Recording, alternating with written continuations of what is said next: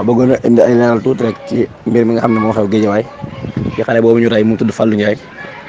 am 5 ans Fallou moomu nag waaye juróom bu góor baayam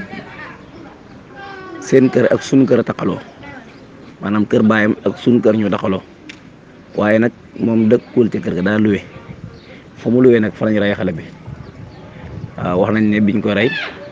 baayam xëy na liggéey tëj appartement bi bàyyi fa xale yi ñu nelaw mu dem liggéey waaye wax nañ ne ki ko rey bi ñëwee dafa ubbi appartement bi ak caabi moom ak caabi la ko ubbee xamuñu nag mu dafa ubbi ko waaye caabi la ko ubbee bi mu ko ubbee jël xale bi yéegal ko ci kaw rey ko kenn ci ña fa tëddoon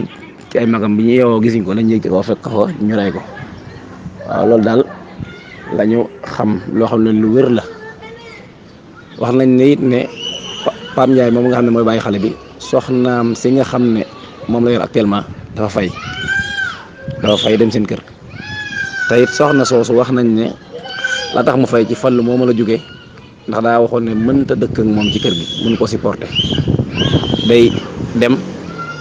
ci kër maamam wala mu of tas noonu la jaare fay soxna soosu nag jurul Fallou xëy na loolu tax mën ko supporter moo tax ñëpp soxna soosu rek lañ mooy première soupçon bi nga xam ne moom lañ soupçonné ci mbir mi moom lañ soupçonné dégg naa it ñu ne police jël na ko fa mu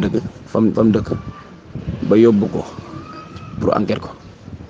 waaye daal pour l'instant nii ñun ñoo ngi toog ci bunt kër bi nii ñu demoon ci police ak commissariat ñëwaguñ corps bi jotaguñ ci waaye loolu daal lañ ci mën a jot incha allahu taala ginnaaw nag man maa dëkk ak ñoom te it seen kër ak suñ kër daanaka benn la incha allah bépp xibaar boo xam ne nii jot naa ci bu wér boo xam ne du ay kii dinaa la ko jàllale incha allah.